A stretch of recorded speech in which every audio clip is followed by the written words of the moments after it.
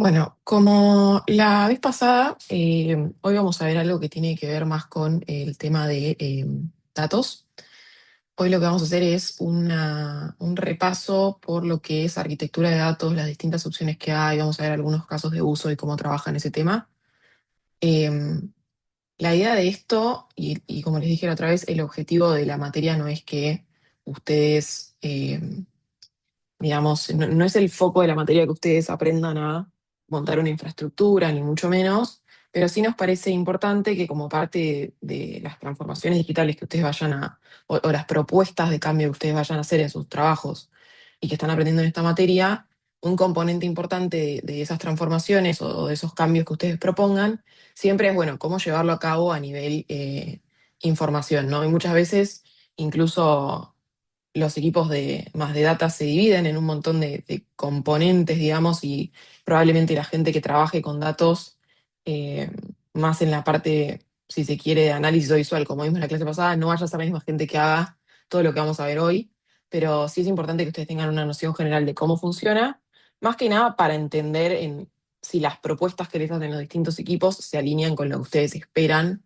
obtener como resultado o no, ¿sí? Así que un poco esa es la idea de hoy. Vamos a ver un poco de arquitectura de datos, los componentes, qué cosas hay que tener en cuenta y demás. Así que si les parece, vamos arrancando. Básicamente la pregunta que vamos a estar respondiendo hoy es, ¿cuáles son todos los pasos que tenemos que hacer para llegar a tener información para tomar decisiones? ¿Sí? Lo que sea que eso signifique en cada contexto en particular. Vamos a ver al final de la clase que eh, cuatro casos de uso de distintas ramas, que puede ser, por ejemplo, cómo hace una plataforma de pagos para tener la información necesaria para detectar si una transacción es fraude o no. Puede ser cómo hace una red social para tener la información necesaria para mostrar en la aplicación que nosotros usamos como usuarios. Puede ser cómo hace una plataforma de video para tener el contenido audiovisual que nosotros queremos reproducir. Puede significar un montón de cosas, ¿sí? Incluso, por ejemplo, no sé, si hacen una compra en Mercado Libre o en Amazon, bueno, cómo tiene la plataforma toda la información necesaria para entender si vos estás pagando con una tarjeta de crédito que es tuya, para descontar del stock que tiene eh, de ese producto lo que vos estás comprando para que otra persona no vaya a comprar algo que ya no existe, demás, ¿sí? Así que vamos a ver un poquito todo eso.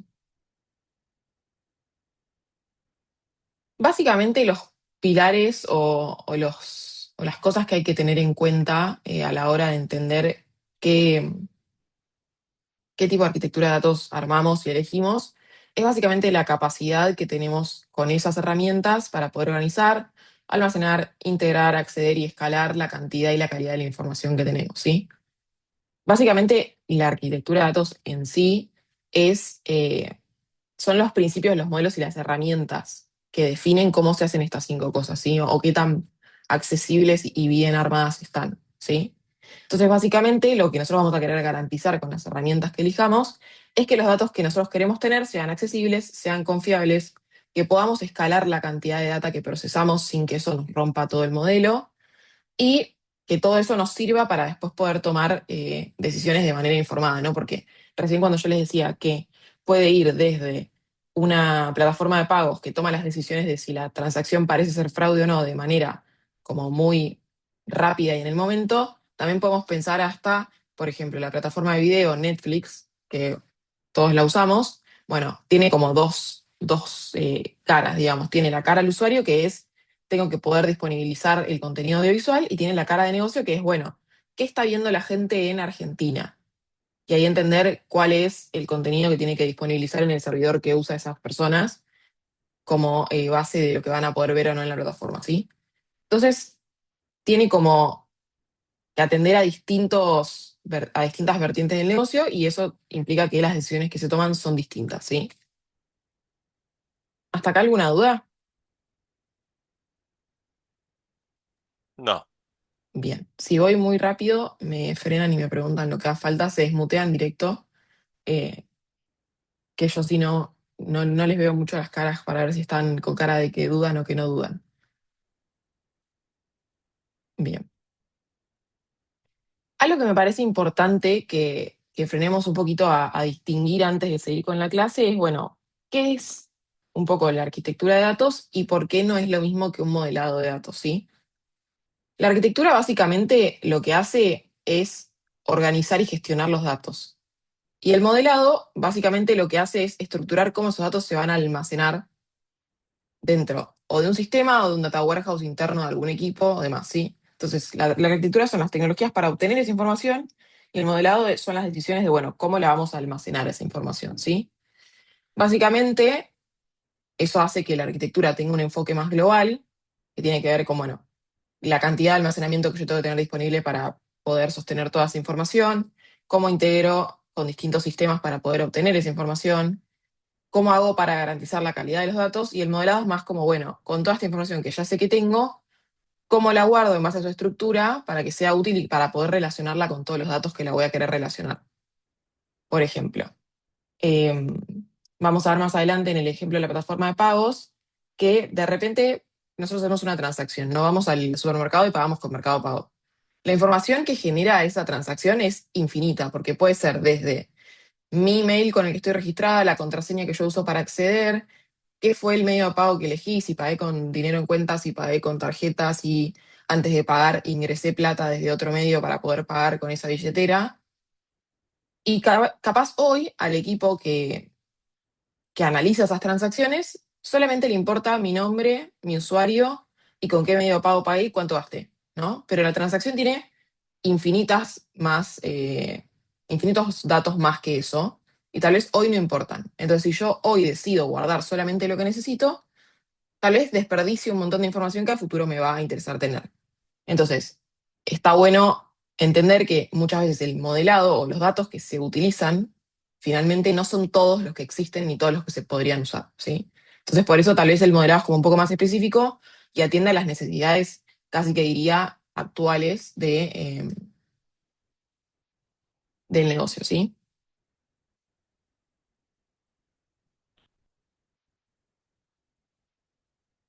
Bueno, como consecuencia de eso, las herramientas o los tipos de almacenamiento que hay en cada uno de ellos son muy distintas.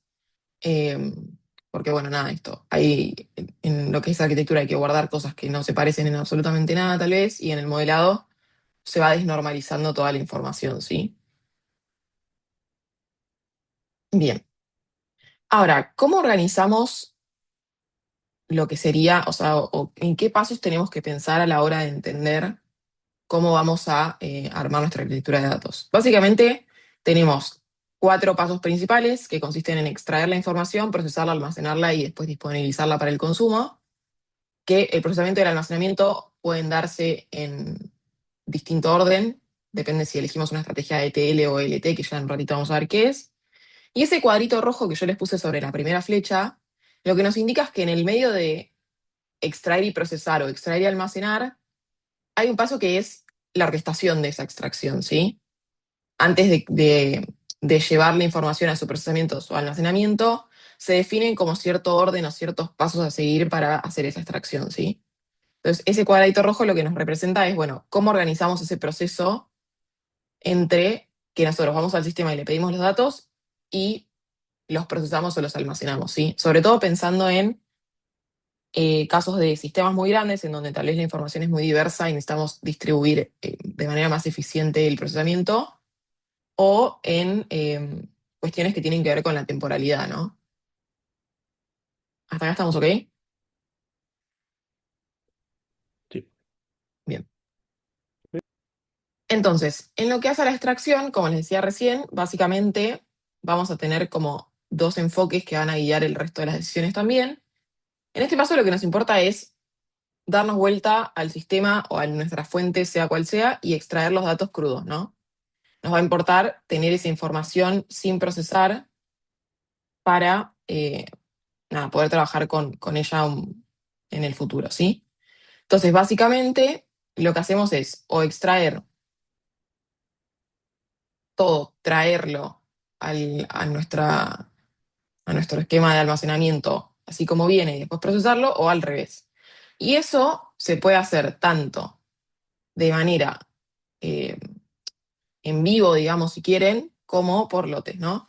Entonces, en general, nosotros tenemos dos opciones. Si pensamos en el ejemplo de un supermercado, por ejemplo, lo más natural es que nosotros querramos traernos todos los datos de ventas al final del día, cuando el día ya está cerrado, para entender cuántos productos se vendieron, em, cuál fue el promedio del ticket, pero de repente también, eso pensando en que somos un área de análisis de negocio, ¿no? Pero si fuésemos nosotros la persona que maneja el stock, eso lo tenemos que hacer de manera eh, en vivo, digamos, ¿sí? Porque nosotros tenemos que hacer este descuento de stock que les contaba antes con el ejemplo de las compras por Mercado Libre o por Amazon, ¿sí?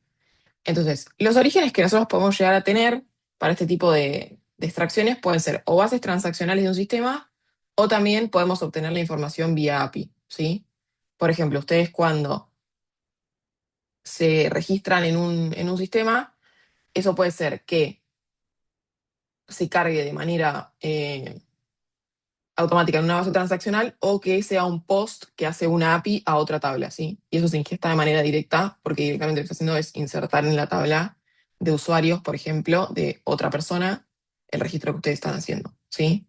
Eso depende del caso de uso de cada uno y básicamente todo lo que es extracción por batch tiene que ver más con una cuestión de análisis y lo que es streaming de datos o procesamiento en tiempo real, si quieren, es más común en estas cuestiones de detección de fraude, control de stock y demás, ¿sí? Sobre todo control de stock en un lugar en donde los productos físicos no están en una góndola.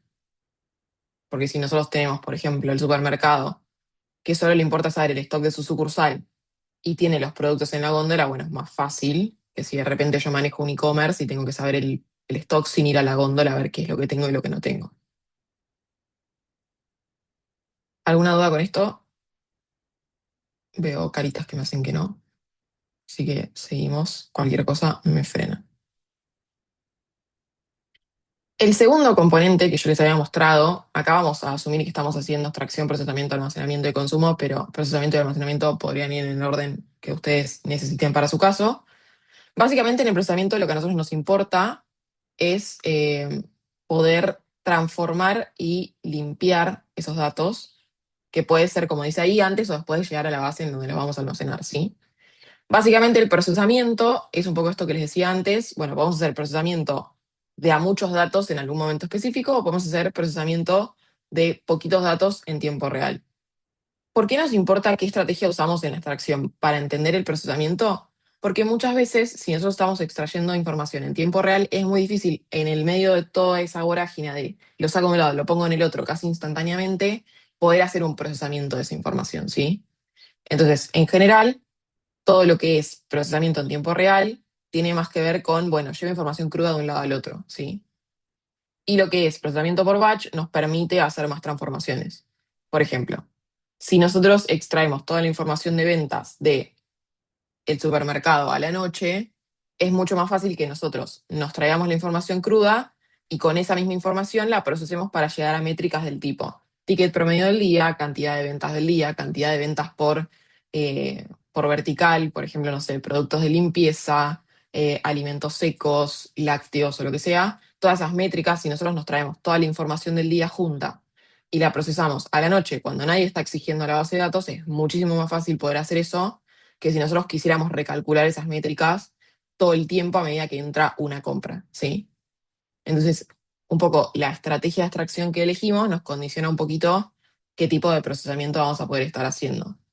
Eso pensando en una base, digamos, de escala normal de una pyme o de una empresa eh, más o menos controlable. Digo, seguramente la persona que trabaja en Mercado Libre recalculan estas métricas varias veces por día, ¿sí? Para entender cómo performa el negocio en distintos momentos de una misma jornada, porque bueno, no es que no se pueda hacer eso, pero sí lo que conlleva es un gasto de procesamiento muchísimo más alto que tal vez no merece la pena en muchos de los casos, ¿sí?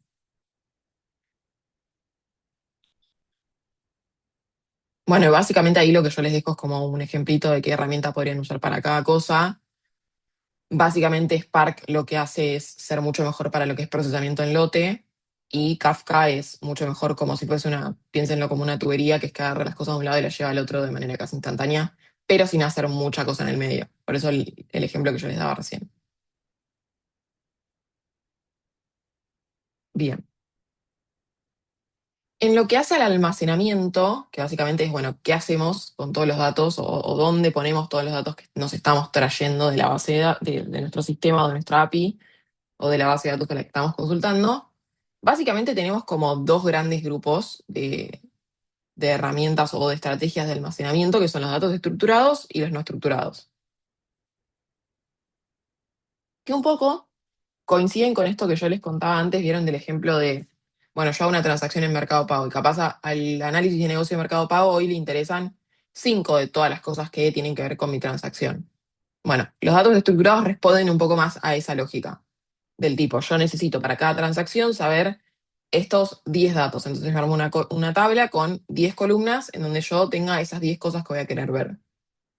Pero eso le da cierta rigidez al análisis porque yo solamente, hasta que me siente y analice la tabla y vea si le quiero agregar más información, voy a tener solamente esos 10 datos que me quise traer, ¿sí? Y tienen que ver más con un tipo de estrategia de almacenamiento orientada a un análisis posterior en SQL o análisis tabular con Python. Digamos, tiene que ver con algo un poquito más estructurado y que va a ser parecido en el tiempo. Pero después nosotros podríamos querer tener cosas que no se pueden meter en una tabla y para eso deberíamos tener algún tipo de almacenamiento que nos permita tener información no estructurada, ¿sí? Y eso significa, por ejemplo, tener los campos de mi tabla en vez de en una tabla, en un JSON que puede tener todas las keys que yo quiera, con toda la información que yo quiera, puede significar tener algún espacio donde yo pueda almacenar imágenes o videos, puede significar tener como insumo grandes extractos de texto que no siempre tienen el mismo largo, que no siempre tienen la misma información, que no tienen la misma estructura, ¿sí? Por ejemplo, vamos a ver más adelante, en caso de redes sociales, nosotros necesitamos almacenamiento estructurado y no estructurado, porque, por ejemplo, los usuarios sí tienen ciertos datos que nosotros necesitamos mantener en una tabla, pero de repente cuando ustedes comentan un posteo y usan bueno, un emoji se puede convertir a texto, pero digo, ponen una imagen en un comentario, eso necesitan algún espacio no estructurado para poder almacenarlo, ¿sí? Porque no lo pueden convertir a una tabla, salvo que almacenen eso en otro lado y después lo linkeen en su tabla del comentario, que pongan, no sé, usuario, comentario, hora del comentario y contenido del comentario, bueno, link a la imagen que usó en ese comentario, ¿sí? Pero en algún lado esa imagen tiene que vivir y para eso necesitan algún espacio donde puedan almacenar información no estructurada, ¿sí? Como ventajas cada uno, bueno, los estructurados nos permiten tener cierta estructura organizada que todos ya podemos conocer y consultar de manera conocida. Y los no estructurados tienen como ventaja esto, la flexibilidad. De repente yo puedo ir a buscar cosas que ya tengo, pero que antes no me interesaban y que ahora las quiero analizar. En cada uno de estos enfoques, digamos, si nosotros necesitamos poder procesar más información, el tipo de escalabilidad que vamos a necesitar es distinta, ¿no?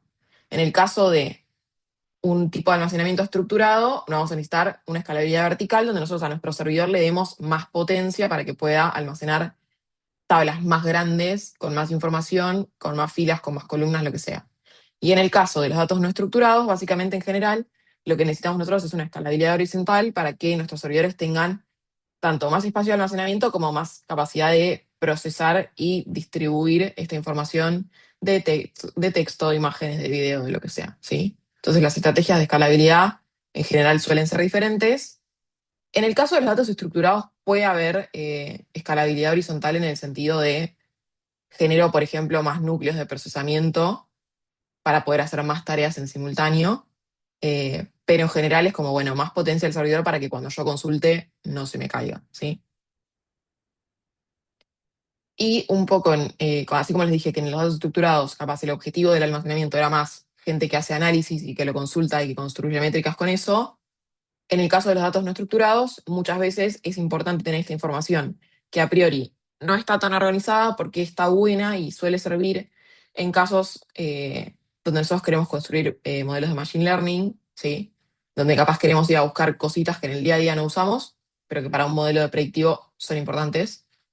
Así que nada, eso es como un poco el sentido de tener esa información ahí que capaz en el día a día no se usa, pero que es importante para, para poder trabajar en esos casos. Después, según la estrategia o el tipo de datos que nosotros tengamos que almacenar, en general se configuran espacios o sí, espacios de almacenamiento con distintas características, ¿sí? En un data warehouse, nosotros en general vamos por un data warehouse cuando tenemos datos estructurados, donde nosotros disponibilizamos todas las tablas para que la gente pueda hacer su análisis, sus métricas, sus reportes. Básicamente la información que llega ahí ya está bastante procesada y tratamos de optimizar esos datos para no cargar al servidor con las consultas. Y básicamente es con lo que suelen trabajar equipos que después, de cara al usuario final, generan insumos para hacer dashboards, para hacer reportes, todo lo que es más del lado de BI. Y básicamente en ese sentido, lo que hay de cara al usuario es una base de datos con algún motor de trabajo, ¿sí? Que puede ser, no sé, Snowflake, puede ser BigQuery para los que usen Google, puede ser Deliver para el que use alguna herramienta abierta. Y en el caso de datos no estructurados, en general lo que se usa es un data lake, que así como suena pensando en un lago, es como, bueno, tengo una fuente enorme en la que yo puedo tirar lo que sea y en algún momento ir a buscar dentro de esa fuente lo que yo necesite, ¿sí? Pero no son, capaz el data warehouse son como más estantecitos con cajitas y el data lake es como, bueno, un espacio enorme en donde yo tiro todo y después cuando necesito voy y busco, ¿sí? Eh, y bueno, ahí hay obviamente cosas más crudas, no tan procesadas, suelen estar en su formato original, sirven un poco para esto, para Machine Learning, como les decía antes, y las herramientas que se suelen usar tienen que ver más con algo menos estructurado, que puede ser, por ejemplo, en Amazon un S3, que es como un bucket, un lugar en donde uno puede poner cosas sin que tengan mucho sentido la una con la otra.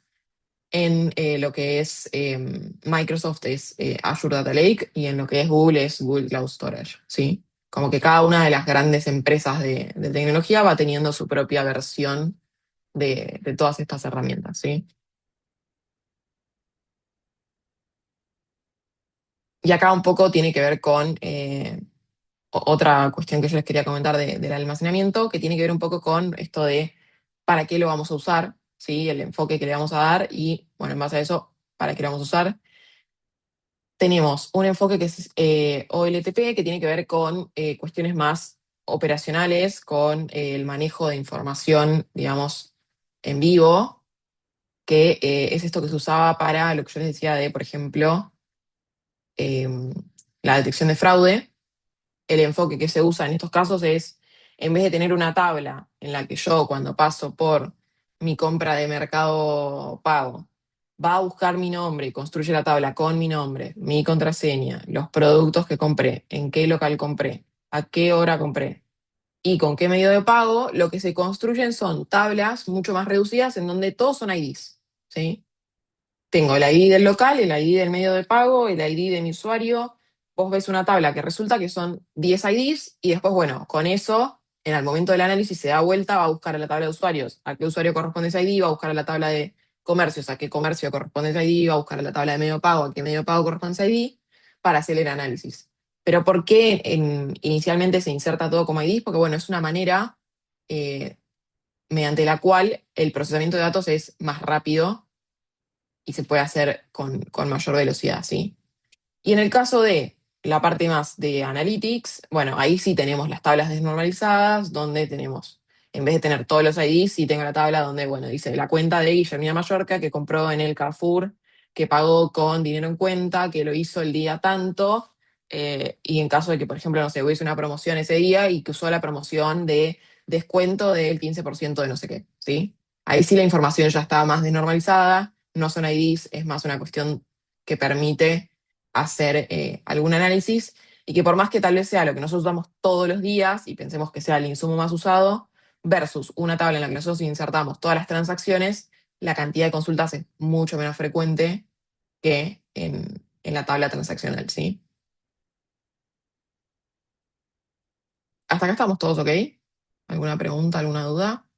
Veo varios sís de que estamos ok. Si alguno tiene alguna pregunta, me frena. Bueno, y como último paso de lo que habíamos visto recién, un poco la idea es entender, bueno, a nivel de consumo de la información, ¿qué hacemos con esos datos que nosotros almacenamos, ¿sí? Entonces, básicamente lo que tenemos que definir es cómo vamos a darle acceso a los usuarios finales a esos datos que nosotros fuimos, nos trajimos, almacenamos, procesamos y demás, ¿sí? Entonces, acá otra vez, tal vez va a ser un poco, o va a sonar un poco repetitivo con lo que yo les dije la clase pasada, tenemos que pensar mucho en a quién le estamos hablando, ¿sí? La manera en la que nosotros vamos a disponibilizar la información que nos fuimos al sistema a buscar va a tener que ver con el nivel de análisis de cada uno de los usuarios finales a los que nosotros queremos llegar. Entonces, si de repente nosotros somos un equipo de Vial que trabaja con gente de comercial, bueno, seguramente procesemos toda esa información y construyamos métricas que pongamos en un dashboard y el usuario final solamente mira ese dashboard, nunca ve las tablas que nosotros tenemos por detrás, ¿sí? Entonces, a lo que accede es a un Power BI o a un tablero de Looker Studio o a un Tableau en donde tiene todo ese resumen de las métricas con las que ellos trabajan, construidas en conjunto, en donde ve esa información reflejada directamente, o sea, directamente el resultado final de todo el proceso, ni siquiera es que accede al nominal y construye la métrica, tal vez. En algunos casos sí, ¿sí? Ahora, si de repente el usuario de nuestra información es un equipo de data science que se dedica más a construir modelos, bueno, seguramente nosotros tengamos que disponibilizarle a esa gente no un tablero porque no les va a servir, sino las tablas con la información que ellos necesitan para entrenar y para testear y para poner en producción ese modelo, ¿sí? Y después, muchas veces, nosotros podemos querer ir a buscar información a sistemas que después vamos a disponibilizarle a otros sistemas, ¿sí? Por ejemplo, nosotros en el ministerio tenemos a los chicos registrados en la plataforma Aprende BA y muchas veces necesitamos consumir esa información de Aprende BA, ingestarla en nuestro Data Warehouse y después disponibilizarlo a la app Familias, que es la aplicación que tienen los padres para acceder o los responsables a los boletines de sus chicos, al certificado de alumno regular y demás. Para eso, nosotros tenemos que hacer un proceso intermedio en donde, como equipo de datos del ministerio, buscamos la información en un sistema y se la disponibilizamos a otro mediante una API, ¿sí? Entonces, también eso es una posibilidad de usuario final, que de un sistema nosotros seamos el intermediario para que esa información llegue a otro sistema, ¿sí? Entonces, muchas veces entender para qué vamos a necesitar esa información determina mucho cómo la vamos a ingestar, cómo la vamos a procesar, cómo la vamos a almacenar, ¿sí? Por ejemplo, ahora en las últimas semanas nosotros extraemos una información de boletines que tenía que ver con la calificación de los chicos, los apoyos que tenían, cuándo les creaban el boletín, demás. Y nos presentó una necesidad a uno de los equipos que es como, bueno, yo quiero también que ustedes se guarden el HTML del boletín, digamos, del template que cuando yo entro a la plataforma me despliega el boletín con el loguito del ministerio, con toda la formalidad, digamos, no solo el contenido, porque después lo voy a necesitar en tal otro sistema y necesito que ustedes me lo faciliten para eso. Entonces, bueno, nosotros originalmente no nos guardábamos esa información porque es información muy pesada, un HTML es un texto como de 7.000 caracteres para un boletín, no la guardábamos porque como no la usábamos no tenía sentido gastar espacio de nuestro almacenamiento en eso. Pero bueno, la semana pasada tuvimos que darnos vuelta, ingestar toda esa información, guardarla porque uno de nuestros clientes finales necesitaba eso. Entonces, nosotros en su momento habíamos tomado la decisión de, en lo que hacía los boletines, no traernos esa info porque no nos era útil. Pero bueno, cambiaron las necesidades del negocio, nosotros tuvimos que dar vuelta y como parte de esa estrategia de extracción que teníamos, sumar eso. En los casos en donde pasan estas cosas con información que es bastante pesada, porque digo, un texto de 7.000 caracteres para una base de datos, pensando en que nosotros tenemos más o menos 4 boletines por 300.000 chicos que hay en gestión estatal, es un procesamiento bastante importante. Bueno, lo que tuvimos que hacer fue construir nuevas funciones de extracción que nos permitieran traernos toda esa información sin tildar el servidor, ¿sí? Entonces, bueno, en general, en lo que hace a un enfoque en un data warehouse más estructurado, se tiene lo que se necesita y después, bueno, a medida que se van surgiendo otras necesidades, uno se da vuelta y trae información nueva a demanda de los usuarios finales, ¿sí? Pero en el caso de la base transaccional a la que lo íbamos a buscar, esa información siempre estuvo disponible, solamente que nosotros, como no la necesitábamos para analizarla puntualmente fuera de la plataforma o llevarla hacia otro lado, no la estábamos extrayendo y ahora sí, ¿sí? Bien.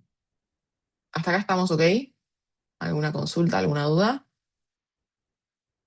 Bien, Todo bien.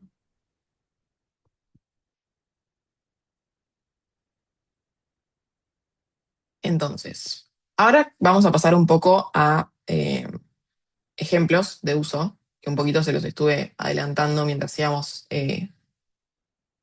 charlando sobre las distintas etapas de lo que teníamos que armar y las distintas preguntas que nos teníamos que responder en cada una de esas etapas. Básicamente acá lo que vamos a ver es con 4 ejemplos, uno de e-commerce, uno de redes sociales, uno de pagos y uno de streaming, entender que cada una de estos servicios contempla y combina múltiples herramientas para distintas funciones o módulos que hay dentro de las aplicaciones o de las acciones que este tipo de plataformas registran, ¿sí? Básicamente elegí los ejemplos a propósito porque muchas de estas plataformas tienen sus propias herramientas, desarrollaron sus propias tecnologías y las usan, y usan sus propias tecnologías. Y está bueno para entender que para una misma estrategia o para una misma decisión hay múltiples opciones y que incluso muchas de las empresas de tecnología van desarrollando las propias para no depender de otro proveedor para eso, ¿sí? Bien.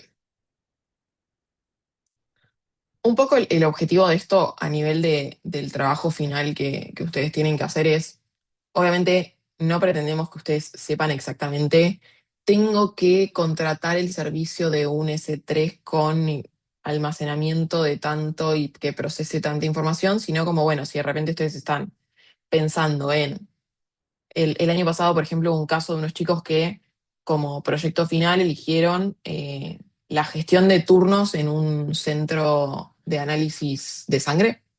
Uno de los chicos trabajaba en un centro de análisis, no sé el nombre formal, yo digo análisis de sangre, debe tener otro nombre, que tenía como muchas sucursales en todo Capital y cada sucursal gestionaba los turnos de manera aislada. Entonces, su propuesta de trabajo final fue armar un sistema de gestión que permitiera centralizar la gestión de todos esos turnos. Obviamente nosotros no le pedimos que nos diga detalladamente qué infraestructura iba a usar, pero sí un poco esto de, bueno, si yo estoy recibiendo, por ejemplo, tenían por día reactivos para hacer, como que les diga, no sé, 15.000 test de COVID.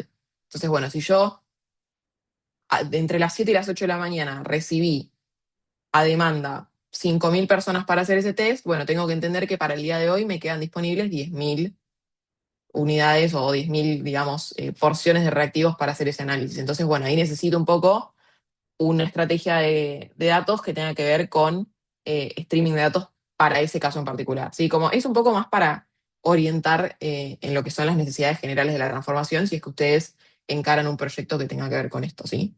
Como ese es un poco el objetivo. Así que nada, dicho esto, volvemos al tema de los ejemplos. Para en que perdí en mi computadora. Ahí está. El, donde tengo las diapositivas. Bien.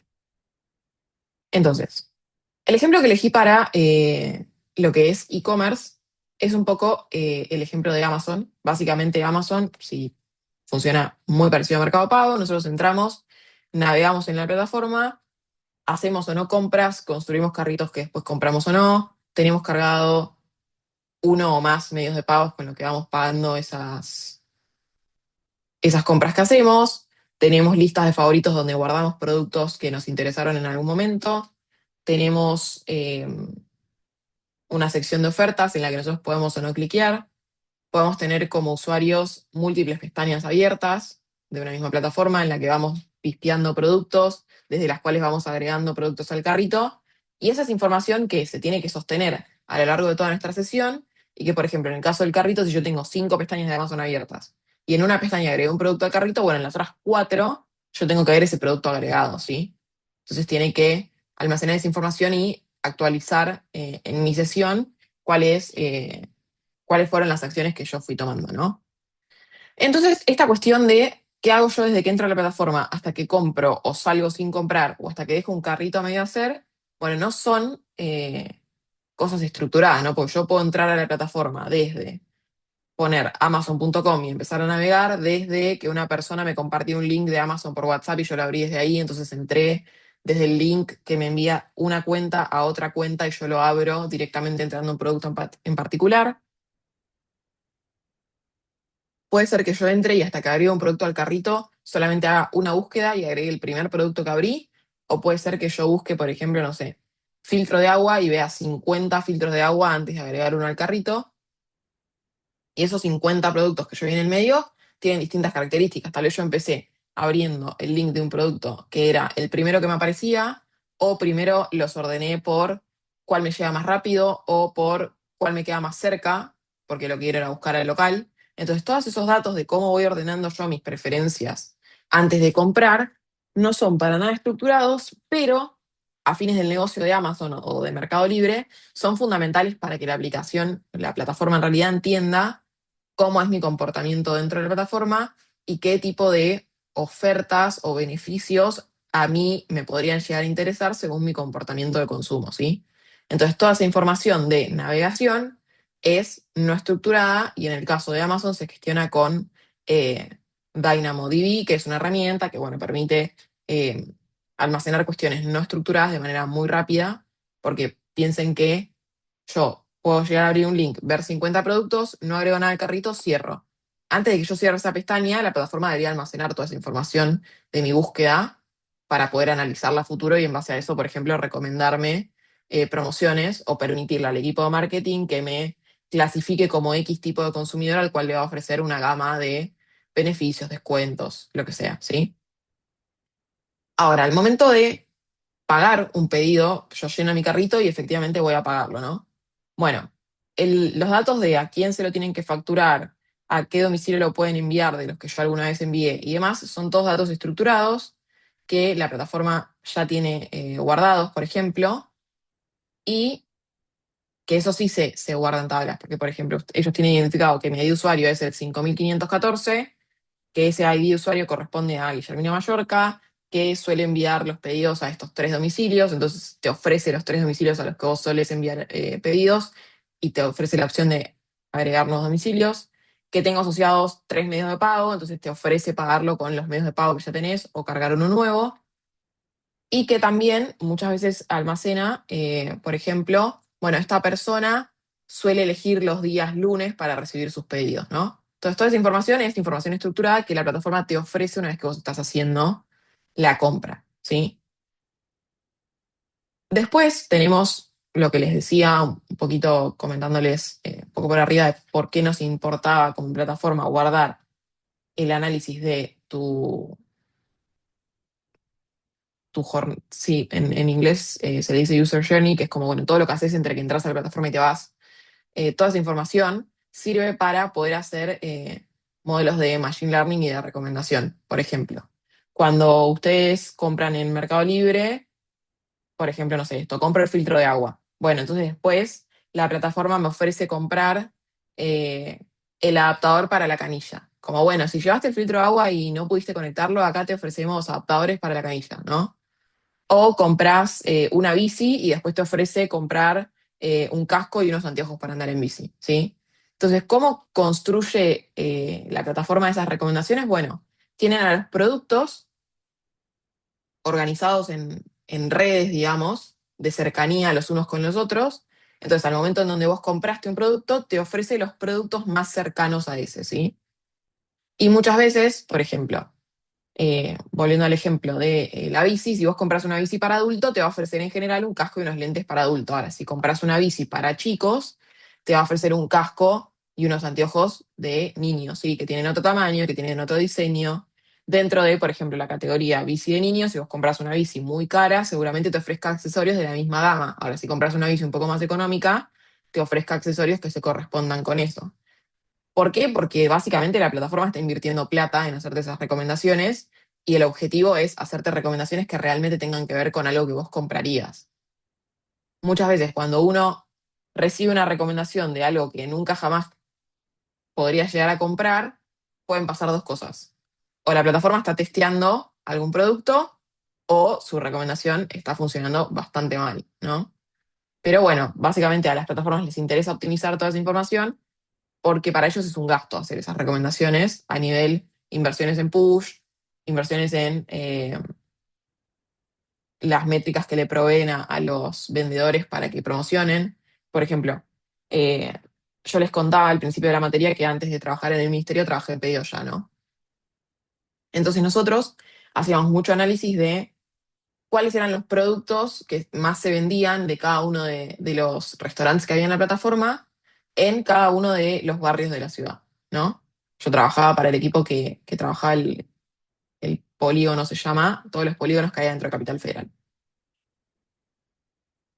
Entonces, bueno, si vos vas a ir a sugerirle a un restaurante que se suma una promoción, vos tenés que hacerlo sabiendo, primero, a qué tipo de cliente apunta y después cuáles son sus productos más o menos vendidos. Porque puede ser que vos, por ejemplo, quieras traccionar cantidad de órdenes y digas, bueno, la semana que viene es la semana de la hamburguesa. Entonces voy a ir a McDonald's y le voy a decir, che, McDonald's, vos vendés mucho este producto. Podés querer sumar ese producto a la promoción, que es un producto que ya se vende, pero tenerlo más barato, o decir, bueno, capaz tengo este producto que no es el primero, pero es el cuarto producto que más se vende y que si le pongo un descuento puede traccionar órdenes nuevas, ¿no? Porque digo, el que va a McDonald's pide un Big Mac, seguramente todas las veces que va a McDonald's pide un Big Mac. No le vas a cambiar la decisión de compra por ponerle una promoción. Ahora, si le pones una promoción de un producto que tal vez está cercano a sus preferencias, pero no es el primero, y de repente entra un día y lo ve más barato, lo puedes llegar a comprar. Entonces, todas esas decisiones de qué le vas a sugerir como plataforma a tus proveedores para que oferten o vendan y a tus consumidores para que puedan comprar, tienen que ver con un análisis de, bueno, qué es lo que más se vende, cuáles son los productos más cercanos a ese, cuál es el porcentaje de descuento que yo le puedo aplicar a cada uno, porque, por ejemplo, si vos me decís, eh, tengo la promoción de pedido ya que es Cena Ya, que te ofrecen toda una gama de productos hasta X precio. Si vos vas a ofrecerle esa sumarse a esa campaña a un lugar de sushi, que el ticket es mucho más alto, no vas a lograr que te dé un producto estrafalario por 10.000 pesos, ¿sí? Entonces también tenés que tener en cuenta, bueno, a qué proveedor le puedo pedir cada cosa, ¿no? Y todas esas decisiones se toman observando el comportamiento de compra y el comportamiento de los catálogos de cada uno de tus proveedores, ¿sí? Entonces, bueno, también tenés que almacenar todo eso para poder hacer buenas recomendaciones en ese sentido. Y como no deja de ser una plataforma de transacciones, de compra en este caso, necesita poder procesar cuestiones en tiempo real, y eso lo hace con Kinesis, que es como el Kafka que yo les comentaba antes, pero de Amazon, ¿sí? Entonces eso lo que hace es, si vos estás scrolleando en los resultados de búsqueda de X producto, cuando vos tocaste, devuelve inmediatamente la información asociada a ese producto, ¿sí? Y guarda ese clic que vos hiciste desde un lugar al otro. ¿Alguna duda con el ejemplo de Amazon? ¿Algún comentario? ¿Algo que quieran saber? Leandro, veo que hablas pero no te escucho. O sea, veo que estás desmuteado pero no te estoy escuchando. No,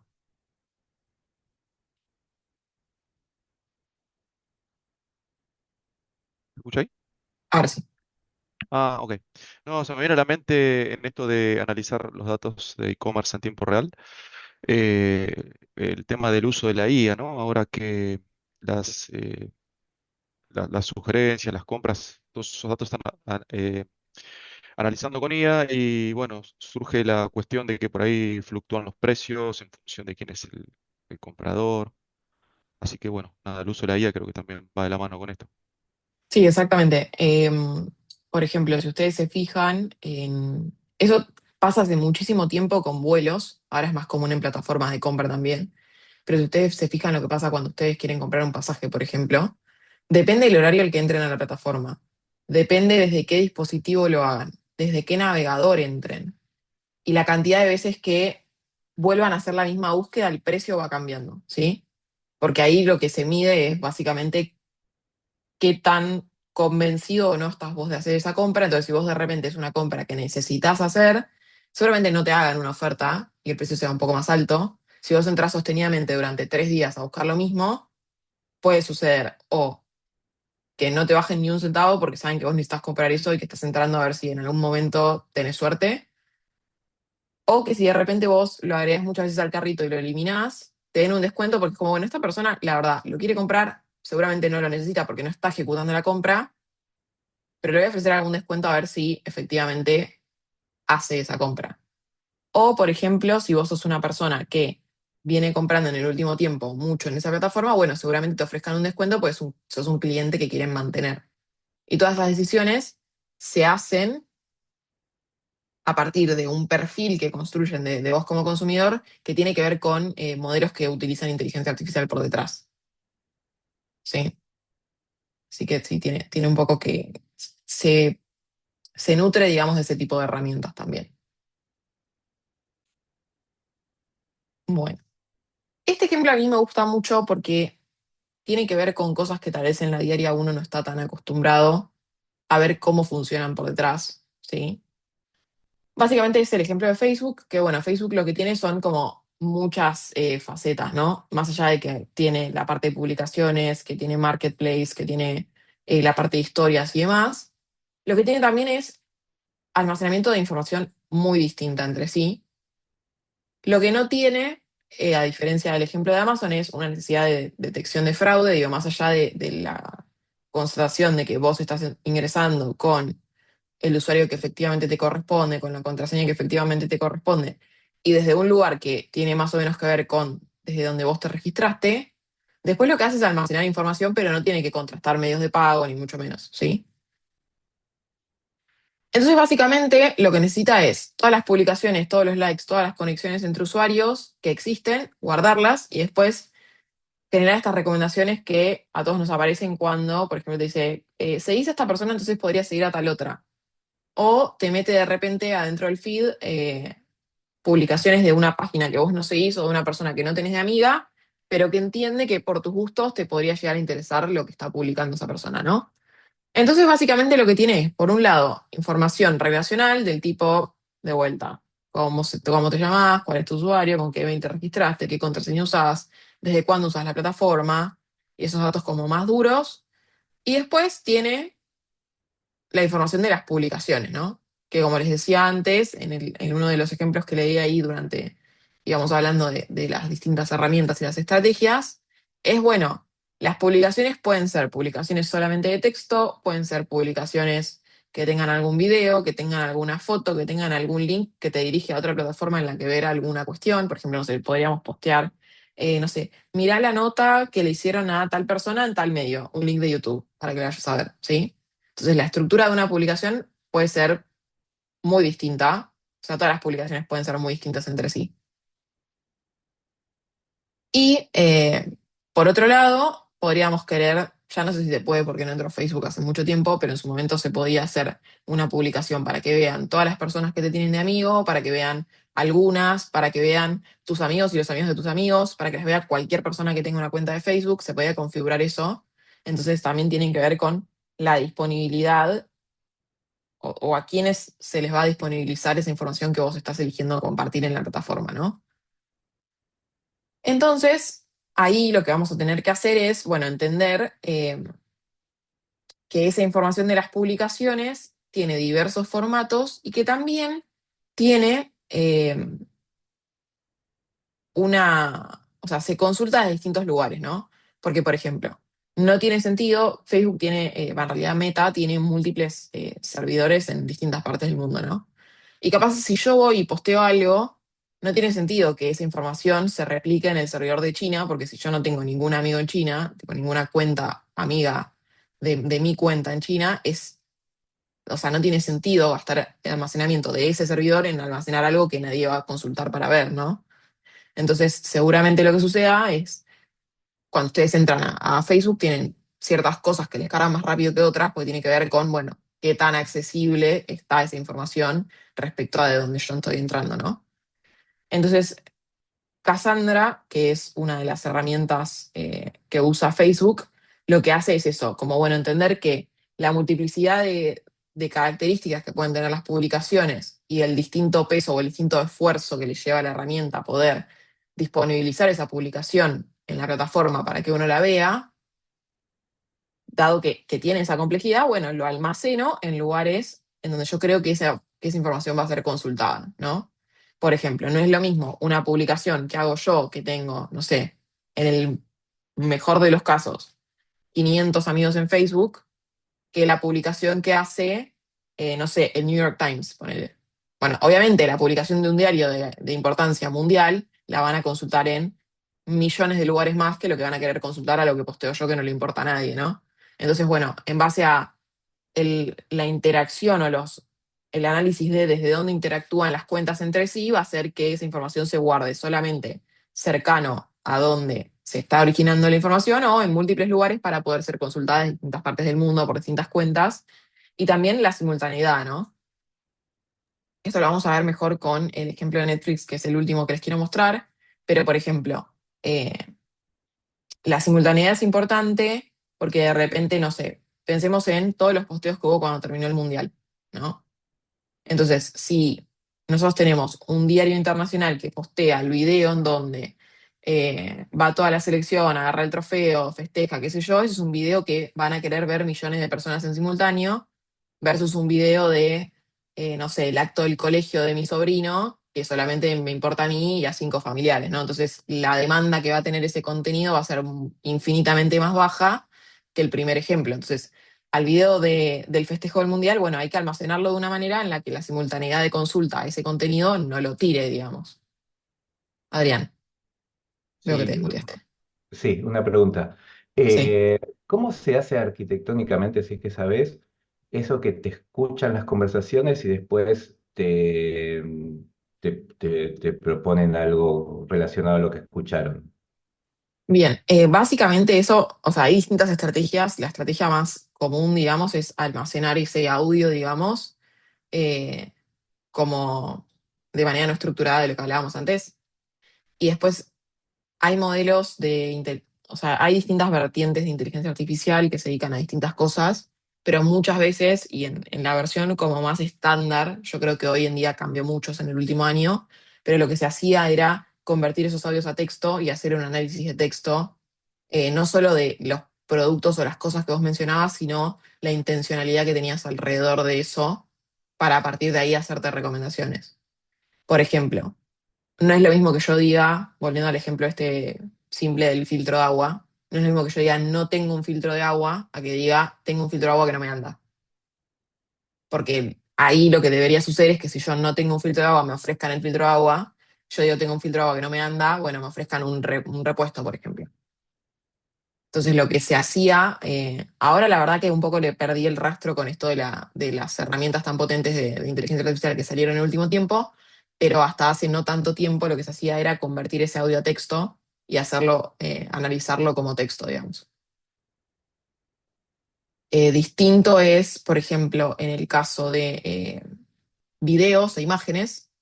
Ahora yo estoy dando clases a la noche en la universidad donde yo estudié, en la maestría, y uno de los chicos con los que doy clases trabaja en una rama que se llama Computer Vision, que es como análisis de imágenes y de video. Entonces ellos lo que hacen es, eh, en la empresa en la que él trabaja, crean unas máquinas que graban el final de las cintas de producción de, por ejemplo, no sé, una fábrica de galletitas. Entonces van analizando el video para entender el porcentaje de unidades falladas que salen de esa cadena de producción, ¿no? Entonces ellos saben que una bolsa de galletitas que está bien tiene que estar sellada a tal distancia del borde del paquete, que tiene que quedar el logo ubicado en tal posición, que no tiene que estar cortada. Un montón de cosas que ellos con video van analizando cómo se ve cada una de esas bolsas que sale y cuál es el ratio de falla que tienen para poder optimizar procesos productivos. Obviamente no hay nadie que se ponga a ver el video y que diga y cuente una bien, dos mal, tres más o menos, sino que tienen un algoritmo que hace eso de manera automática. Y ahora están, por ejemplo, el otro día me contaba que están armando un nuevo modelo que lo que haga sea analizar ya directamente las cajas con todas las bolsas adentro. ¿Sí?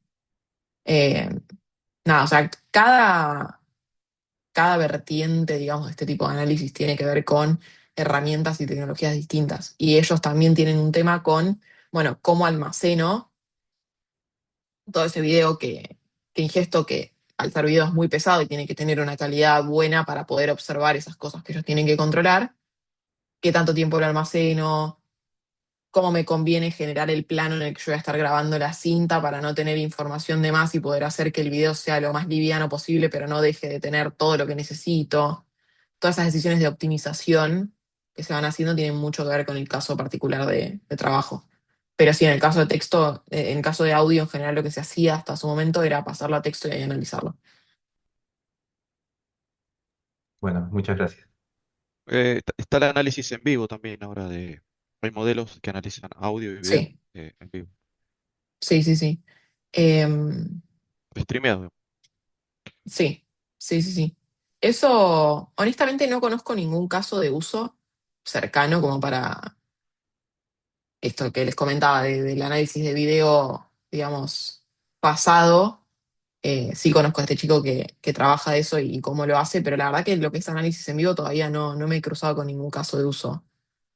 Se puede usar para conversaciones, digamos, en vivo. Mm. Donde se analiza el video y el audio en el momento. Bueno, eso, ahora que lo pienso un poco, es un poco lo que está pasando con la traducción automática que están empezando a hacer algunos auriculares, que hay algunos auriculares que tienen una tecnología que a vos te hablan en un idioma que capaz vos no conocés y te lo traduce automáticamente. Por ejemplo, no sé, yo tengo puestos los auriculares y una persona me viene a hablar en francés y yo no sé hablar francés, entonces me traduce y yo lo que escucho lo escucho en español y entiendo de lo que me está hablando. Eso es un poco lo que está pasando con, que tiene que ver un poco con análisis de audio en vivo.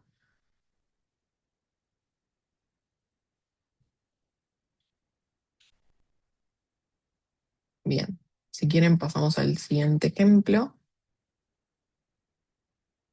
Nos quedan dos, nos queda este de Mercado Pago y el de Netflix que les comentaba hace un rato. Básicamente acá, este capaz es como el ejemplo más estándar, eh, porque en el fondo, al final del día, lo que se hace en una plataforma de pagos es, bueno, pago cosas, ingreso plata. Igual, Mercado Pago se fue complejizando con el tiempo y ahora se pueden hacer un montón de cosas, pero básicamente la necesidad principal que tiene Mercado Pago es tener cargados tus datos como usuario y tus medios de pago, ¿sí? Algo muy importante que tiene que hacer Mercado Pago o cualquier plataforma en donde uno pueda gastar dinero, digamos, es mantener una información muy precisa de las sesiones de los usuarios, ¿no? Entonces, ¿qué no debería pasar? Si yo voy al Carrefour y quiero pagar con Mercado Pago y agarro y abro la aplicación me pide la cara, la huella, la contraseña, la manera que sea que ustedes ingresen, esa solicitud de la contraseña debería suceder de manera periódica, ¿no? Porque de repente, si yo tengo el celular en la mano, lo desbloqueo para pagar, sin querer lo dejo arriba de una mesa, y viene otra persona y agarra y paga, la plataforma se tiene que proteger de que eso no pase con cierta frecuencia, ¿no? Entonces, de repente, si yo no tengo configurado el celular para que la pantalla se bloquee cada X tiempo, y digo, bueno, queda la aplicación abierta y yo entre que entré a la aplicación y que hago el pago pasan 15 minutos, bueno, cuando yo vaya a pagar, efectivamente me va a tener que pedir la contraseña de vuelta. Distinto a si yo entro a la aplicación, la desbloqueo, directamente pago, digo, si pasaron menos de, no sé, 40 segundos entre una cosa y la otra, puede asumir que soy yo. Entonces, toda esa información de las sesiones es muy importante para casos de plataformas de pago, ¿no? En el caso de detección de fraude, es muy importante la capacidad de categorizar las transacciones de manera en vivo casi, por una cuestión de, por ejemplo, yo voy a ir a pagar algo y si, por ejemplo, a las 9 de la mañana compré en el Carrefour de acá abajo de mi casa y a las 9:05 se supone que estoy haciendo un pago a 500 kilómetros de ese primer lugar en donde yo compré, bueno, esa transacción en principio parecería no ser genuina, ¿sí? Porque no hay manera posible en la que yo en 5 minutos me haya trasladado a 500 kilómetros de un lugar en donde estaba antes, ¿no? Entonces, esa detección de comportamientos anómalos, las plataformas de pago tienen que tener la capacidad de hacerlo para poder detectar casos de transacciones fraudulentas, ¿no? Entonces, eso lo que hace es, primero, contrastar las últimas transacciones de los usuarios de manera en vivo, digamos, Y por otro lado, trabaja de fondo con modelos de Machine Learning que generan una predicción de qué tipos de transacciones son potencialmente fraudulentas, ¿no? Entonces, en base a todo el historial de transacciones, no global de la plataforma, pero por ejemplo, si toman mi cuenta como ejemplo, todas las personas que viven en Capital Federal y residen en X barrio dimensionado por tu zona de compra frecuente, digamos, bueno, todas esas personas que tienen esas características, sus transacciones genuinas suelen tener ciertas características y sus transacciones potencialmente fraudulentas otras.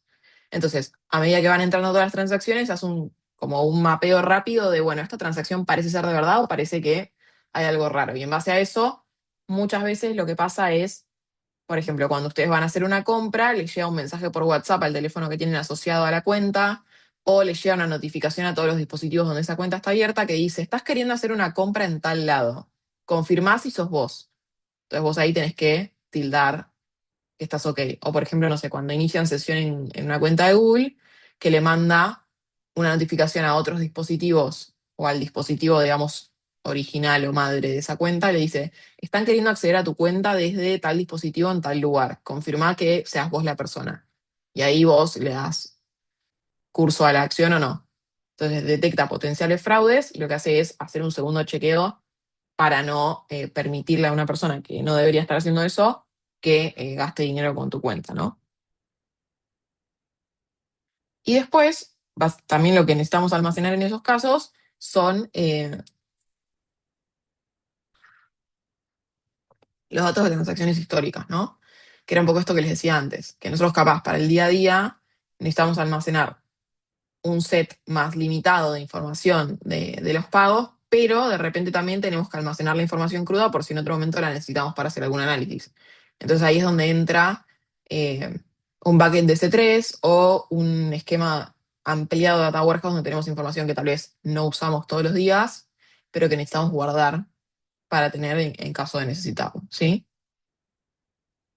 En general, lo que suele haber en esos espacios menos consultados es más la metadata de la transacción, que si nosotros somos el equipo de finanzas, por ejemplo, y trabajamos con detección de fraude, nos importa la metadata de desde qué dispositivo se compró, cuánto duró la sesión, para entender si es una sesión extremadamente corta o muy larga y en base a eso entender si fue fraude o no. Pero si somos, no sé, el equipo que trabaja con cantidad de transacciones por día, no nos importa desde qué equipo se compró ni desde qué ubicación se efectuó la compra, ¿no? Entonces depende, cada equipo tiene su necesidad y para eso se almacena distinta información. ¿Hasta acá estamos ok con este ejemplo? ¿Alguna pregunta? Bien. Y el último ejemplo que tenemos para hoy es el ejemplo de Netflix como plataforma de streaming de información. Básicamente, Netflix tiene distintas necesidades, que un poco es esto de, bueno, recomendarle a los usuarios qué otras cosas les podrían llegar a gustar, disponibilizarles el contenido que van queriendo ver y analizar el comportamiento de cada uno de nosotros como consumidores de la información, ¿no? Creo que acá lo distinto de Netflix versus todos los otros ejemplos que vimos es el tema de, bueno, tiene que disponibilizar de manera simultánea un montón de contenido de video a un montón de personas diferentes y hacerlo de una manera fluida. Digo, si yo pongo una peli en Netflix y se me está trabando cada 2 minutos y esa falta de capacidad para reproducir tiene que ver con la plataforma y no con que a mí se me está cortando el internet, lo más probable es que yo agarre la aplicación, la cierre y abra otra. ¿Sí? Incluso en el caso de que la plataforma funcione bien, pero mi red de Wi-Fi esté más o menos, bueno, a Netflix también le importa optimizar el consumo que hace la red para poder llegar a más gente. Por ejemplo, yo siempre doy el ejemplo de yo cuando vivía en el sur, antes de Starlink, la capacidad de conexión de internet era muy mala. eh, y nosotros, el mejor de los internets que podíamos conseguir eran 12 megas, ¿no? 12 megas en pandemia, yo cursaba en la facultad y capaz, no sé, mis papás a la tarde querían ver una película, ¿no? Entonces, en cuanto yo escuchaba el ruidito de la N en Netflix, me daba vuelta y les pedía por favor que lo desconecten porque a mí se me trababa todo Zoom y no podía cursar, ¿no? Entonces, en casos en donde tal vez la conexión no es tan buena, a Netflix le importa optimizar el consumo de su producto como plataforma sobre la capacidad del Internet para poder alcanzar a más personas. Digo, si vos optimizás tu consumo, tal vez, no te digo una persona que tiene 12 megas de Internet, pero una persona que tiene, no sé, 20, capaz le podés llegar haciendo un consumo más compacto de la capacidad de la red para que más personas puedan ver, más allá de si tal vez su Internet no es tan bueno, ¿sí? Eso por un lado, pero tal vez lo que nos importa más es, bueno, entender cómo construyen su arquitectura para consumir la menor cantidad de almacenamiento posible, porque tienen que disponibilizar contenido que es muy pesado y que para que se vea bien tiene que tener altísima calidad. No es lo mismo si yo me pongo a ver Netflix en la computadora que tiene una pantalla de 15 pulgadas, a que si yo pretendo ver Netflix en un televisor de 60 pulgadas.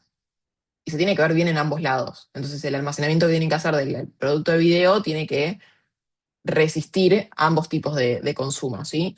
Entonces, básicamente, pensemos que la unidad principal de trabajo de Netflix son videos larguísimos y de altísima calidad, y que aparte tienen que tener guardado el audio, en el audio original en el que se produjo ese contenido, en inglés, en español, en francés, en portugués, en chino, en un montón de idiomas que la gente puede querer ver esa película o esa serie, y a su vez todos los subtítulos que están asociados a eso. Entonces no es solo el video, sino todas las cosas que hay alrededor, ¿no? Entonces, ¿cuál es la decisión principal que toma Netflix acerca de esa necesidad de negocio que tiene? Bueno, como a todos nos habrá pasado alguna vez, no todos los contenidos están disponibles para todos los mercados en donde opera la plataforma, ¿no? Entonces, de repente, eh, no se me ocurre ahora algún ejemplo, pero siempre pasa que alguna serie que se hace muy famosa en Estados Unidos, después acá en Argentina no se puede ver porque no está disponible para nuestro mercado. ¿Cuál es la razón de eso? Que Netflix hace cierta proyección de, o sea, exceptuando los casos donde eso no se puede hacer por derechos y copyright y demás, ¿no? Pero digo, en el caso de un contenido que podría a priori estar en cualquier lado del mundo, en cualquier servidor, lo que hace Netflix es decir, bueno, voy a estimar cuáles son los mercados que más van a demandar este contenido, ¿no? Entonces, si la estimación de consumo para el mercado argentino no es significativa, seguramente Netflix no aloje ese contenido en el servidor desde el cual presta servicios en Argentina, ¿sí? Entonces, si de repente, no suele pasar tanto con películas porque al ser una cuestión de un contenido de 2 horas no es tan grave, pero suele pasar mucho con series. Si yo tengo una serie de 10 temporadas que veo que la estimación de consumo en Argentina es muy baja y no la voy a alojar en ese servidor, porque almacenar 10 temporadas me sale un montón de plata. Ahora, si de repente veo que todos los usuarios que consumen contenidos de Argentina están todos los días buscando, supongamos que esa serie es, no sé, Grey's Anatomy, que entran a Netflix y buscan Grey's Anatomy y no la encuentran y salen de la plataforma y eso se repite en un montón de usuarios un montón de veces al día, bueno, capaz ahí hago un análisis y digo, che, la gente realmente está queriendo ver este contenido, no lo tiene disponible y se hace un cálculo de, bueno, versus lo que me cuesta almacenarlo, cuánta plata estaría ganando por el tiempo que esa gente pasa dentro de la plataforma viendo ese contenido, ¿no? Y muchas veces, digo, ahora pasa un poco más porque hay muchísimas plataformas de video. En su momento, cuando Netflix era la única, era como, bueno, Netflix hacía lo que quería y te ponía y te sacaba el contenido y vos estabas ahí igual viendo lo que había porque era la plataforma de video. Hoy que está Prime, que tenés, no sé, HBO, que tenés Hulu, tenés, si tenés Flow, algunas de las películas las podés ver por Flow también, eh, que existen, ya no más, pero digo que existía poner, no sé, más y esas cosas que vos podés acceder a contenidos de un montón de otros lugares, Netflix se tuvo que poner como más firme en este análisis, ¿sí? Entonces, nada, por un lado, distribuyen el almacenamiento en distintos servidores y esos servidores los van nutriendo del contenido que estiman que se va a querer consumir en ese lugar.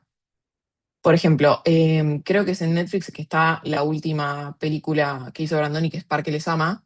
Bueno, esa película va a estar en el servidor de Argentina, probablemente no esté desde el primer día en el servidor de China, pero no tendría sentido que una producción argentina la manden al servidor de China y no esté disponible para nosotros, ¿no? También eso es como un poco parte de la decisión. Después, obviamente, tienen datos más tabulares que tienen que ver con los usuarios, el tipo de suscripción que tienen, y los permisos que eso les da. Por ejemplo, creo que en Netflix ahora lo que existe es como el plan base, que es como una cuenta, y después tenés el plan familiar, donde puedes hacer creo que hasta 4 cuentas con la misma suscripción, ¿no? Entonces, de repente, si yo tengo el plan base, cuando vaya a querer crear otra cuenta, no me va a dejar o me va a poner un cartel de, bueno, para hacer esto tenés que upgradear tu suscripción. Y hasta donde yo entiendo no sucede, pero hay muchas plataformas en las que, por ejemplo, en Disney, si vos tenés la suscripción de base, puedes acceder a cierto contenido. Si tenés la suscripción premium, puedes acceder a, creo que ESPN y la Fórmula 1 y un par de cosas. Como que tenés distintos tipos de suscripciones que te permiten acceder a distinto tipo de contenido. Entonces, esa información necesitan tenerla en una tabla, no solo para limitar qué acciones puedes o no hacer, sino muchas veces para disponibilizarte el contenido que existe para tu suscripción y no dejarte acceder al que vos no puedes acceder, ¿sí? Y después, una de las otra de las cosas que hacen este tipo de plataformas es, bueno, construir estas recomendaciones que te hacen, eh, que puede ser cuando vos terminas de ver una película o una serie, porque viste tal película o serie, podés ver estas otras cosas, que son contenidos que ellos consideran que son parecidos o que personas que tienen un comportamiento de consumo parecido al tuyo suelen ver. O, por ejemplo, esto de cuando vos entrás al inicio de la plataforma, recomendarte contenido y, por ejemplo, en Netflix que te pone 98% de coincidencia con tus contenidos. Como bueno, si vos entraste y viste, eh, no sé, a mí me gustan las series de abogados. Yo vi Suits y de repente me recomendó El abogado de Lincoln. Me dijo, muy parecido a lo que vos viste con tal cosa. O pone, no sé, si te gusta Grey's Anatomy, te va a recomendar la serie esa de Sala de Emergencias, o no me acuerdo cómo se llamaba, que también es de médicos que están en una guardia además, ¿no? Entonces, esa recomendación te la hace a partir de un modelo de Machine Learning que analiza tu comportamiento y te recomienda otras cosas. Lo mismo con las notificaciones que te envía, eh, que es como, bueno, salió tal cosa, tal película, creemos que te puede gustar. Bueno, a mí no me va a recomendar una película de terror porque yo no miro películas de terror, pero si vos sos un consumidor de películas de terror, una vez que salga una película nueva de ese género, digamos, te va a mandar una push y te va a decir, che, salió tal película, avisándote para que vos entres a la plataforma y la veas, ¿sí? O muchas veces, por ejemplo, no sé, si viste los documentales que están saliendo de futbolistas, el día que haya un partido importante, capaz el día anterior te dice, mañana es el partido de no sé qué, mirate el documental de tal jugador. O lo mismo que pasa, por ejemplo, con la serie que hay en Netflix de la Fórmula 1, que creo que el año pasado fue cuando, o ahora este año antes de que empiece la temporada, mandaron una push de, está por empezar la temporada de la Fórmula 1, mirate la serie de la temporada pasada. Como bueno, todas esas recomendaciones las hacen un poco en base a qué cosas consumís y también con un calendario de eventos, digamos, extra plataforma, porque muchas veces la diferencia que hay entre estas plataformas más de streaming y lo que es una red social o una plataforma de venta de productos es que uno entra a la plataforma de venta de productos porque o tiene ganas de chusmear qué hay, o hay alguna promoción que le interesa saber a qué producto está aplicando, o necesita efectivamente comprar algo, ¿no? Uno entra a las redes sociales porque está aburrido y quiere pasar el tiempo, o porque sabe que alguno de sus amigos está de viaje y quiere saber qué está haciendo, o está el acto del colegio de mi sobrino y quiero ver qué puso mi tía, la fotito de el nene con el diploma en el colegio. Pero en una plataforma de streaming, uno no entra medio así a ver qué onda, salvo un día que esté tirado en el sillón y quiera mirarse una peli. Entonces, tienen que hacer un trabajo más activo en, bueno, voy a tratar de que llegues a abrir la aplicación y a ver algo. Eh, Así que nada, eso es un poco algunos ejemplos de uso de lo que estuvimos viendo más temprano, que era un poco lo que yo les quería traer y quería que charlemos un poquito. No sé si alguno tiene alguna consulta, alguna pregunta, alguna duda, o haga algo que se me esté pasando que tengamos que contarles hoy. Bueno, no sé, chicos, si ustedes tienen alguna duda con respecto, no, igual hablamos al principio, la organización, el examen.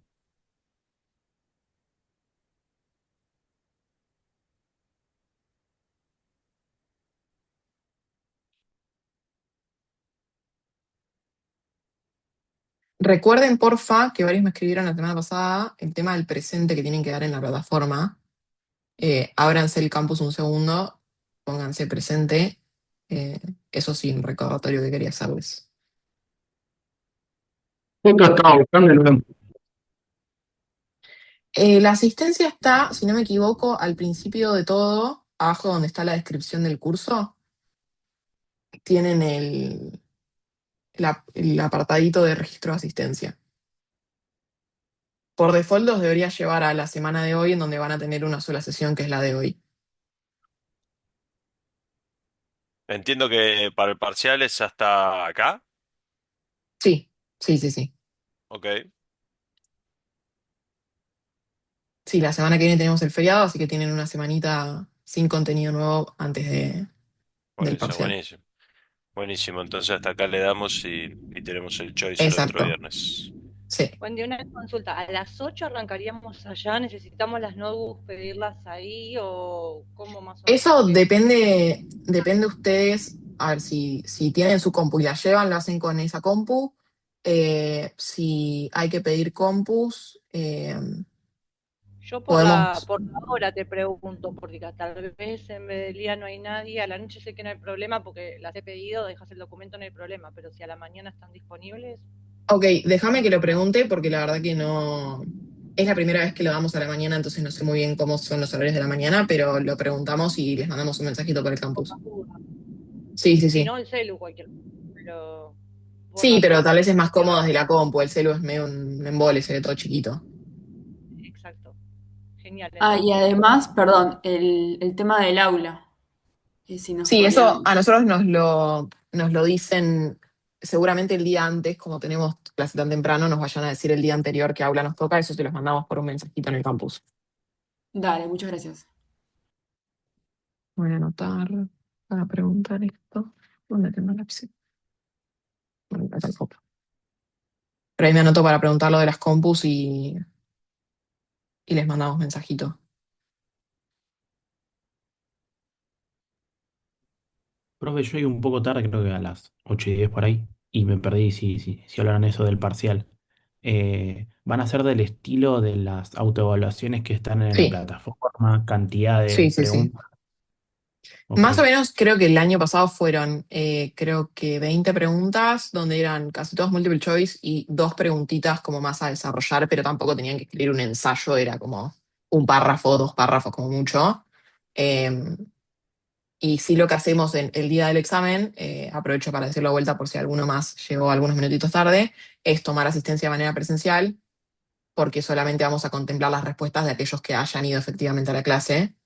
Eh, el que se conecte desde su casa y responda al cuestionario no se lo vamos a contar, porque la idea es que lo rindan ahí.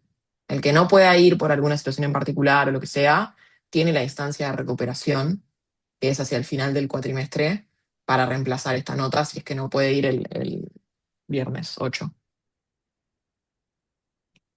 perfecto. No, te iba a preguntar también si nos llevábamos la nota desde el momento, pero bueno, al tener estas No, preguntas, no lo tendríamos, ok. no, no, no.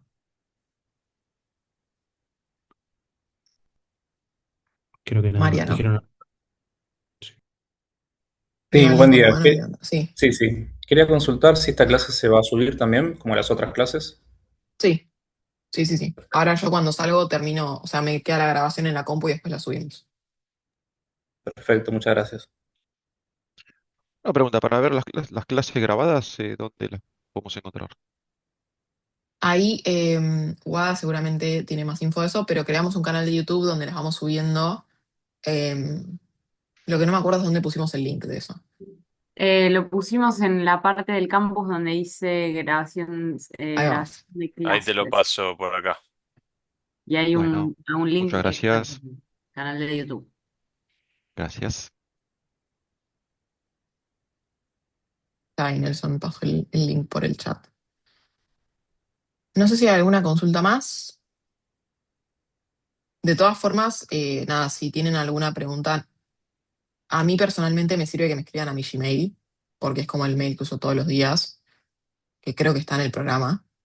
Eh, y si no, nos escriben por el campus y vamos charlando por ahí, ¿sí? Ok. Pregu- el horario es a las 8, ¿no? Del examen. Sí. Ok. Sí, el examen en general damos 40 minutos, al ser 18 19 multiple choice y una o dos preguntitas para desarrollar, solemos dar 40 minutos, una hora como mucho para hacerlo.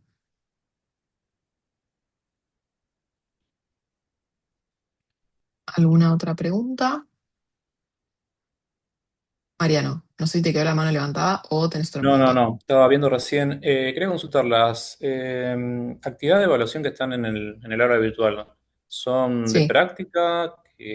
son de práctica. La nota de esas actividades no se considera, es un poco para que ustedes puedan ver, nada, practicar para el examen, ver si les quedaron los contenidos o tienen alguna duda que merezca la pena preguntar en clase, pero son para que ustedes las usen para lo que ustedes quieran, no son notas que se vayan a contemplar para la nota final de la materia, digamos. Sí, además sumar, porque ahí las estuve haciendo, podés reintentarlo, o sea, de última, si le pifiaste en Claro, algo, tenés podés. reintentos Ah, infinitos claro. y no cierran, las dejamos abiertas desde que las subimos hasta que termina el cuatrimestre, por si de repente no lo hacen al final de cada clase y se quieren sentar el fin de que viene a practicar con eso, están abiertas hasta que termine el cuatrimestre.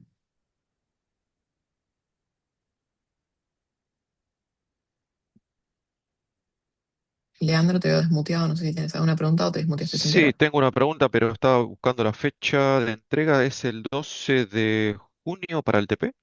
Sí. Ok.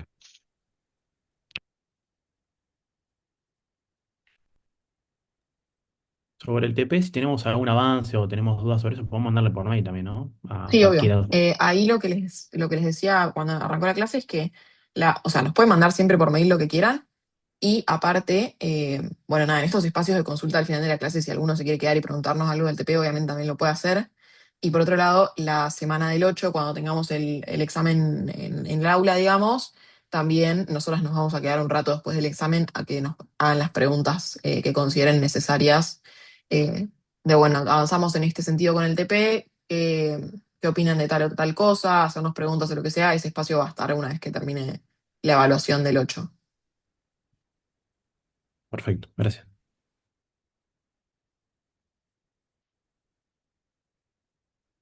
No sé si hay alguna otra pregunta. En caso de que no, dejo de grabar.